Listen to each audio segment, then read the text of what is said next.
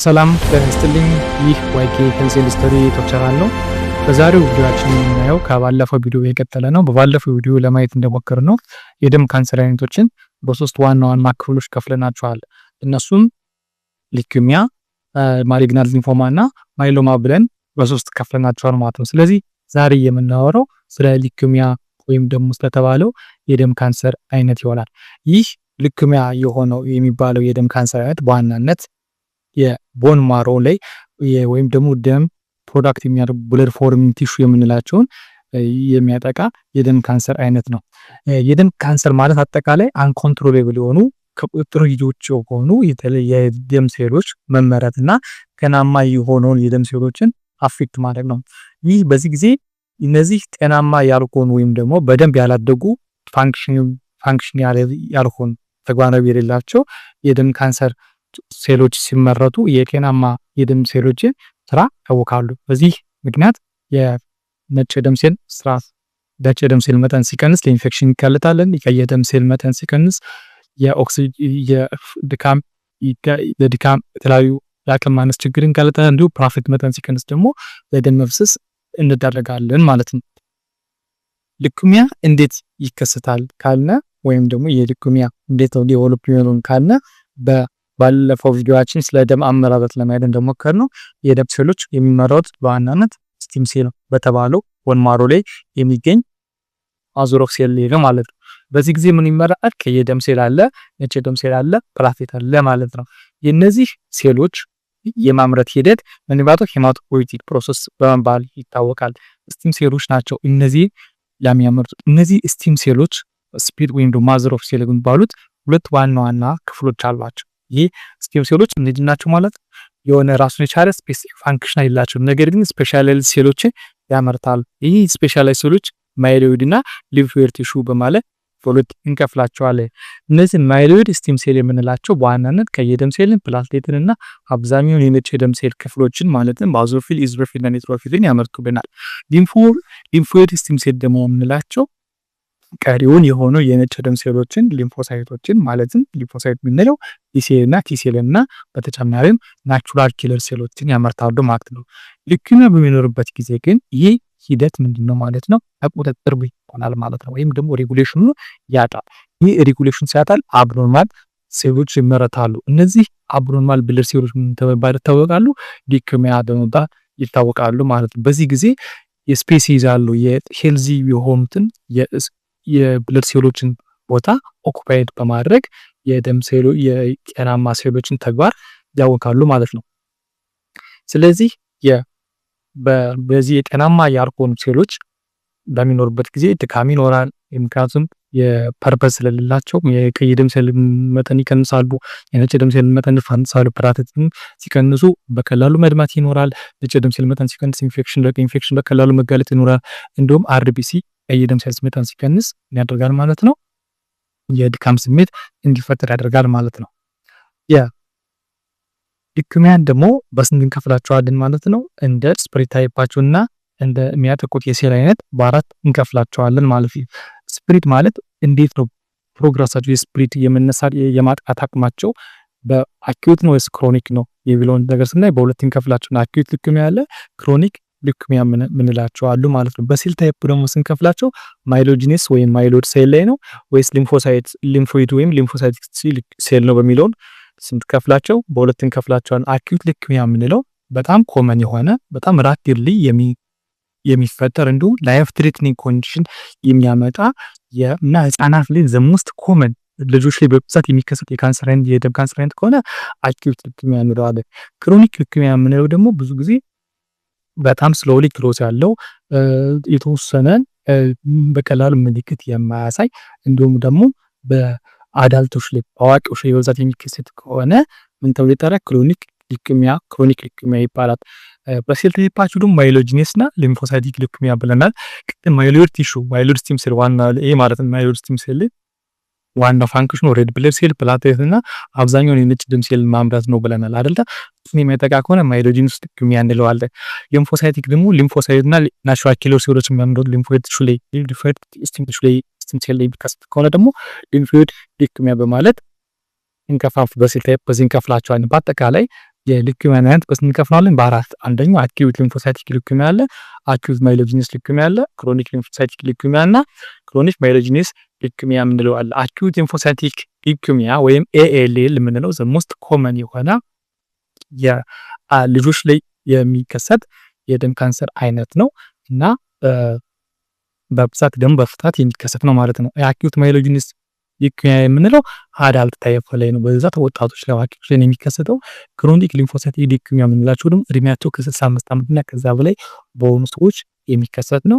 እንዲሁም ክሮኒክ ማይሎጂነስ ሊኩሚያ ወይም ሲኤምኤል የምንለው እሱም በብዛት በአዋቂዎች ላይ የሚከሰት የደም ካንሰር አይነት ነው። አሁን ደግሞ ዓለም አቀፍ አህጉር አቀፍና አገር አቀፍ ያለውን የሊኩሚያ ስርጭት ወይም ደግሞ ፕሪቫላንሱን እንመለከት።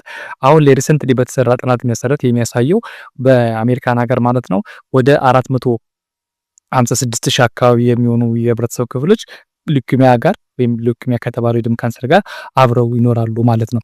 በአፍሪካ ውስጥ በተሰራ ጥናት ደግሞ የሚያሳየው ምንድነው? በአጠቃላይ ሄማቶሎጂካል ማሊግናንሲ ኢን አፍሪካ በሚል በተሰራ ስተዲ የሚያሳየው በ2025 የወጣ ሪፖርት ነው። አጠቃላይ ኦቨርኦል የማሊግናንሲ ሄማቶሎጂካል ማሊግናንሲ ወይም የደም ካንሰር ማለት ነው የብለድ ካንሰር የምንለው ወደ 27.3% ይይዛል። አጠቃላይ ኦቨርኦል ካንሰሮች ማለት ነው። ሁሉም የካንሰር አይነቶች 27.3 ሄማቶሎጂካል ማሊግናንሲ ሄማቶሎጂካል ማሊግናንሲ ውስጥ ደግሞ ሊኩሚያ የተሰኘው የደም ካንሰር ወደ 53.7% ወይም ደግሞ 53.9% አካባቢ ከቨር ያደርጋል ማለት ነው። በዚህ ስተዲ ማለት ነው ከፍተኛውን የሄማቶሎጂካል ማሊግናንሲ የተገኘባት ሀገር ኬንያ ነች። ወደ 44.7 አካባቢ 69 ነው የሚለው ወደ 44.7% የሚሆነው ሄማቶሎጂካል ማሊግናንሲ የሚገኘው በኬንያ ውስጥ ነው ማለት ነው። ዝቅተኛው ደግሞ ዘሎ ውስጥ የሚባለው የሄማቶሎጂካል ማሊግናንሲ የተገኘው በናይጄሪያ ነው ማለት ነው። የሀገራችን የኢትዮጵያን ስንመለከት ደግሞ በ2020 ዓመተ ምህረት የተሰራ በጅማ ሜዲካል ሴንተር ላይ የተሰራ ከኦቨርኦል ከሁሉም የካንሰር ኬዞች 9.3% የሚሆነው የሊኩሚያ ኬዞች ናቸው ማለት ሊኩሚያ ናቸው። ለዚህ ፋክተር ወይም ደግሞ ፋክተሮች ወይም ደግሞ መንስኤ ናቸው ተብሎ የተጠቀሱት አንደኛው ኦልደር ኤጅ እድሜያቸው የገፉ ሰዎች መሆን፣ ወንድ መሆን፣ በጾታ ወንድ መሆን፣ የደም ማነስ እንዲሁም ደግሞ ሩራል ሬዚደንሲ የምንለው የገጠር ነዋሪ መሆን ለዚህ ካንሰር አጋላጭ ናቸው የሚል ሪፖርት ያሳያል ማለት ነው። አጠቃላይ የደም ካንሰር ምልክቱ ምን ይመስላል ከተባለ ፋቲግ ድካም ይኖራል፣ በቀላሉ ለኢንፌክሽን መጋለጥ፣ ትኩሳት፣ የፍርንትት ማበጥ፣ የትንፋሽ ማጠር፣ የሰውነት ነጭ መሆን፣ የኮንጀክቲቫ የፈር አካባቢ እነሱን ለንቸሙ ፔል የሚለው ስኪል ይኖራቸዋል ማለት ነው። የአጥንት ህመም ይኖራል በቀላሉ እና ብዙ መልቲፕል የሆነ ምልክቶች አሏቸው ማለት ነው። ለሊኩሚያ አጋላጭ ምክንያቶች ወይም ኮዞቹ ምንድን ናቸው ስንል ብዙ ምክንያቶችን መዘርዘር ይቻላል። አኪዩሬት ግን ሪስክ ፋክተር ነው።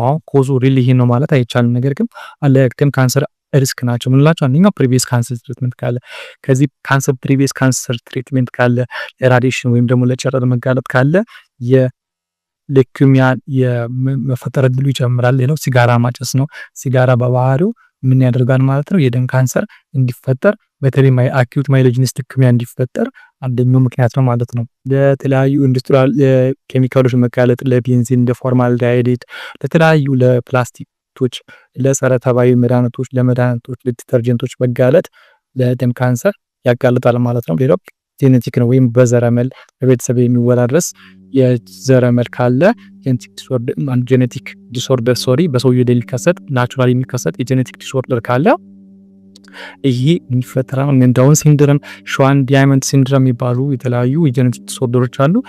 እነሱ ለደም ካንሰር ያጋልጣሉ ማለት ነው። ይሄ ሰው የቤተሰብ ታሪክ ነው። ፋሚሊ ሂስትሪ ካለ በደም ካንሰር የቤተሰብ አካል ሆነ ከተጠቃ የመጠቃት እድልን ይኖራል ማለት ነው። ምርመራና ሕክምናው ስናይ አጠቃላይ ፊዚካል ኤግዛሚኔሽን ይኖራል። ፊዚካል ኤግዛሚኔሽን ላይ ምን በዋናነት የምናገኛቸው ኢንፍሉዶች ወይም ደግሞ ፍረንቶች ያብጣሉ፣ ስክሪም ወይም በት ካፊያ ያብጣል ማለት ነው። አጠቃላይ ሲቢሲ ኮምፕሊት ብለድ ካውንት ነው። የደም ምርመራ ላይ ደም ያደርጋል። የነጭ የደም ሴል መጠን በጣም ከፍ ይላል ወይም በጣም ይወርዳል። ሊኮሳይቶስ ወይም ሊኮፒኒክ ሊሆን ይችላል። የነጭ የቀይ ደም ሴል መጠን ይቀንሳል፣ የፕላቴት መጠን ይቀንሳል ማለት ነው። ይሄ የደም በደም ምርመራ የምናገኘው ነው። ቦን ማሮ አስፓይሬሽን ደግሞ የምንለው አለ። ይሄ ቦን ማሮ አስፓይሬሽን ምንድነው?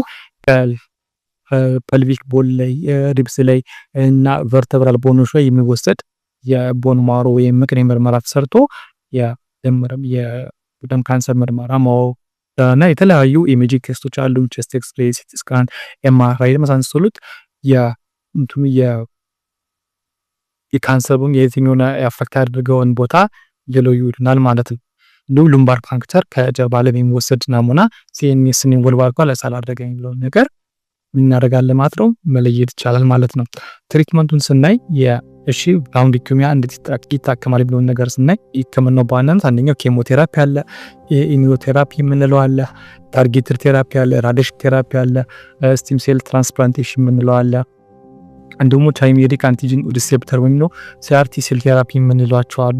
እነዚህ የህክምና አማራጮች ናቸው ማለት ነው። በእኛ ሀገር ኮንቴክስት ባለውን እንግዲህ በዋናነት ኬሞቴራፒውን እንመልከት ወይ ነው የመድኃኒት የካንሰር የደም ካንሰር የመድኃኒት ህክምና ማለት ነው። ማጠቃላይ አሁን ባለው ሁኔታ እንግዲህ የተለየ ካንሰር ኬሞቴራፒ ህክምናዎች ደግሞ የራሱ ፌዞች ወይም እንትኖች አሉት ወይም ጎሎች አሉት ማለት ነው። አንደኛው ኢንዳክሽን ቴራፒ ያለን ኢንዳክሽን ቴራፒ የምንለው በኬሞቴራፒ ጊዜ ማለት ነው የሊኩሚያ ሴሉን አጠቃላይ ማስወገድ ነው ቶታሊ ማለት ነው። በተቻለ መጠን ማስወገድ ነው። የምንም አይነት ወደ ኖርማል እንዳይመለስ አድርጎ የህክምና ምን ይባላል የኢንዳክሽን ቴራፒ ይባላል ማለት ነው። ኮንሶሊዴሽን ቴራፒ የምንለው ደግሞ ምናልባት በኢንዳክሽን ቴራፒ ላይ የቀሩ ያልተለዩ አንዲቴክትድ የሆኑ የሊኩሚያ ሴሎች ካሉ እነሱን የማስወገድ ህክምናው ኢንዳክሽን ኬሞቴራፒ ኮንሶሊዴሽን ኬሞቴራፒ ይባላል።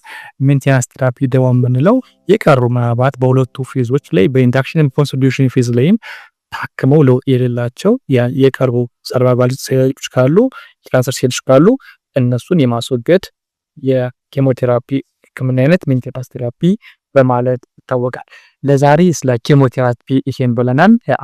ቀጣይ ደግሞ በሌላኛው የካንሰር አይነትና ህክምና ለማየት እንሞክራለን። ለነበረን ቆይታ አመሰግናለሁ። ላይክ፣ ሼር፣ ሰብስክራይብ ማድረግ አይረሳን። ሀሳብ አስተያየት ኮሜንት ቦክስ ላይ አስቀምጡልኝ። አመሰግናለሁ።